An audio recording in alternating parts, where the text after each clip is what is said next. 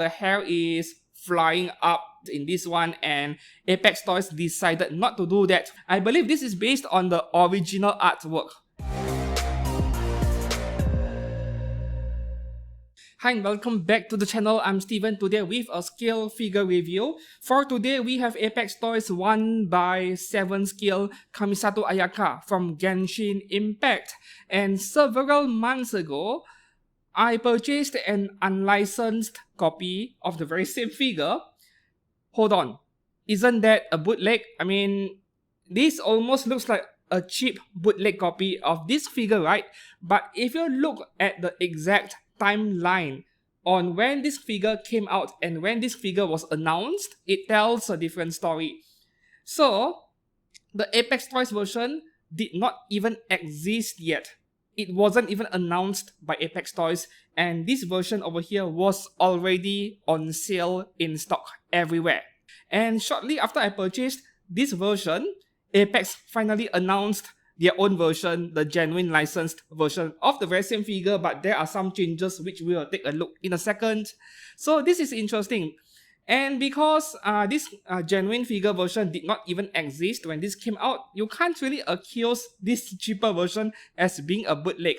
So as I mentioned before in the past, it is getting a lot harder to differentiate, to label what is a bootleg and what isn't. Yeah, when you take a look at these two figures, you would assume them to come out around the same time and you would immediately assume this to be the bootleg. But for this specific pair of figures, at least, it isn't the case.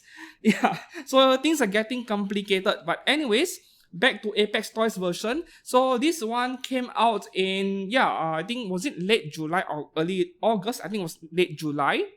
Actually, I did not even realize that this is already out until I saw a listing on the homepage of my Taobao app saying that, oh, MiHoYo is collecting remainder payment for this figure. I was like, oh yeah, oh crap. So here we are. I have did an unboxing on her in my figure haul video like a couple of weeks ago. But anyways, there are still a lot of things to check the figure out, which is why every figure that I do a haul video, they deserve their own reviews so that we get an in-depth look, a detailed look on the figure itself. Now, this is going for like less than 1,000 Chinese yuan. I can't remember the exact number, 969, 970. I'm putting the number on screen, including the conversions into US dollar and Japanese yen. Yeah, it came out about a month ago. And speaking of the box size, right? The box size is reasonable. It is a tad bit large, but not too bad. And the box is just ordinary. It is not the super tough kind that will protect a figure in case the postman treats your parcel like a basketball. Not that kind of tough box, but it is okay, really. My favorite Genshin figure box so far by Apex Toys is still Kerching's box. That one was tougher, and it is not ridiculous like Ningguang.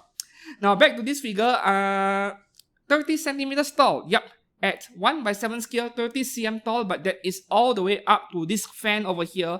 If we are talking about head height, it is more like 25 centimeters, which is, definitely 1x7 scale territory. And I don't think I will go into details comparing these two, like close-up shot of both figures. I won't do it very often. I think you guys can already see a major difference between the two. This is like $20 US or so. Can get it from AliExpress or Taobao, but I mean, please support licensed products whenever you can. Their bases are very different, obviously, because this is low cost, they need to cut cost. No metal foot pegs on this one, and as you can see, the hair is flying up because of the wind in this one, and Apex Toys decided not to do that for whatever reasons that I don't know. I believe this is based on the original artwork. Yeah, the official artwork was like this, and then Apex Toys did some minor adjustments, minor changes. Not an issue to me. Now, moving on to the unboxing experience, right? I think it was relatively pleasant. This figure was very easy to put together, and the figure is relatively solid and rigid. There are a couple of metal foot pegs, and they are very thin, like less than 2mm in diameter each, and I was a bit concerned, but after plugging the figure in, she is a lot more sturdy, a lot more stable than I thought. and she does not wobble much at all, if at all, when I shake the figure, right? This is something that I look out for in every figure. If the thing is wobbly, then you need to be careful when handling it. As for this unlicensed one, yep, as you can see, wobbles like crazy, and if you shake the figure hard enough, who knows, the foot peg might snap off, right?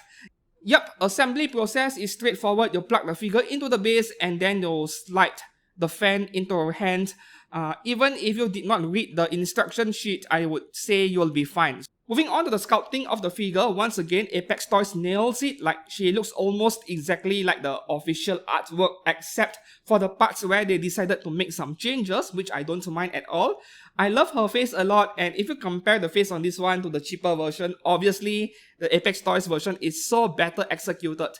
And this one minor detail on the face is the proof, the evidence where this is not a bootleg. This is a different sculpt. When you look at the face over here on this unlicensed version, you can see her eye is actually bulging out.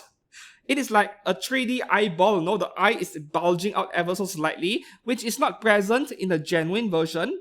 So with this figure over here, this figure of Ayaka, I would say the flat eye looks a lot better than the bulging one. Yeah, the face sculpt is also an easy 9 out of 10 minimum. I have no issues at all. In fact, nowadays, you won't get disappointed with buying any figure by Apex Toys, which is why I am giving their figures, especially those from Azalin, a really hard look. I like it a lot. The sculpting on her body, her torso, her outfit, and everywhere else, like, what is there to complain? Nothing at all. You saw the product pictures, that is exactly what you get, and that is always a good thing. And this is the one thing really nice about Genshin Impact character designs is that, the outfit the characters wear, they look pretty nice in general. Like, details are there, but not too heavy at the same time. It feels well balanced, right? So, sculpting wise of this figure, and 9.5 or 10 out of 10, and that is if I compare it to the official artwork, of course. Now, moving on to the paintwork, once again, I tried to pick faults with this figure. I went through every nook and cranny looking for flaws, and I could not find anything at all. The paintwork execution is perfect over here. No scratches, no paint transfer, no ugly gap or seam lines. None of the quality control issue. I am seriously impressed. And it is quite a shame that Kamisato Ayaka is like far from being the most popular character. She is like at the bottom of the pack in terms of popularity. I think maybe Lumin is worse, but for female characters, I don't think she ranks very high. And it is quite a shame because this is an amazing figure in quality, in paintwork and everything, yet I don't see many people picking up this figure, which is unfortunate, And speaking of gradient and shading, something I always look out for, very obvious on the hair over here, a lot of shading, and the very edges of her hair strands are actually translucent. Okay, so with the decal work as well, very clean decal work, no issues at all. And moving on, before I forget, a quick mention about this cheapo figure over here. The blue color paint work right on her outfit, there is like a slight warm or yellow tint to it. It just looks different from this one. It is not as saturated, not as vibrant as the genuine version. Yes, the color on this looks so much nicer, but it is not like, the decal work on this is that bad in the first place. The armor on the side, quite impressive. But, if you try to look for flaws, they are there. I wouldn't complain at this price though, $20 US. There's some mold lines over here as well. I mean, if you try to find fault, I'm sure I will be able to find a few more. Another mold line on top over here at her shoulders. None of it on the genuine version.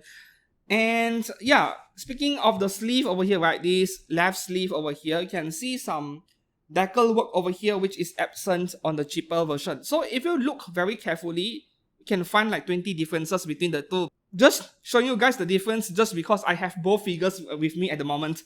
Now moving on to the base, the last part of this figure. Oh, this is an incredible base. The water splash effect part is not the absolute best I have seen, but it is still very nice looking. Because this looks more like, slime splashing up rather than water. It looks like slime to me. But given how smooth the water ripples are and how, how nicely executed the splash looks. I don't have much of a complaint otherwise. And the flowers on this, I mentioned it in my figure haul as well. Yeah, they are soft PVC material, not that easy to accidentally break, so that is always a good thing. And coupled with a very sturdy, stable figure, this Kamisato Ayaka is an excellent purchase throughout for any Genshin Impact fan, any Genshin collector. Like between a third-party resin and a genuine one, I would rather you go for this genuine figure by Apex Toys, unless of course you are looking for something degenerate, you want to loot Ayaka, then sure. Well, she might sell out in Japanese websites after a few months, like what happened to Keqing and Ningguang. But given that this is a less popular character, maybe it won't happen. But she will always be widely available in the likes of Taobao or AliExpress, I assume. And that is all for today's figure review. This is a thumbs up from me, and if you found this review helpful, please give this video a like, a thumbs up, and subscribe to this channel for more figure reviews like this. Almost every week, almost, right? Depending on how many stuff I buy. And until then, I'll see you guys soon. Goodbye.